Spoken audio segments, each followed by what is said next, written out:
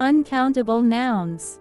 Uncountable nouns are nouns that can't be separated or counted, and usually can't be usually expressed in a plural form. How to use uncountable nouns. Use a singular verb with uncountable nouns. Use words like some, a lot of, much, a bit of, or a great deal of. To express quantity. An uncountable noun is a noun that usually cannot be expressed in a plural form. It is not something you can quantify. For example, milk, water, air, money, food are uncountable nouns. Usually you can't say, he had many monies. We can't use a, n, with these nouns.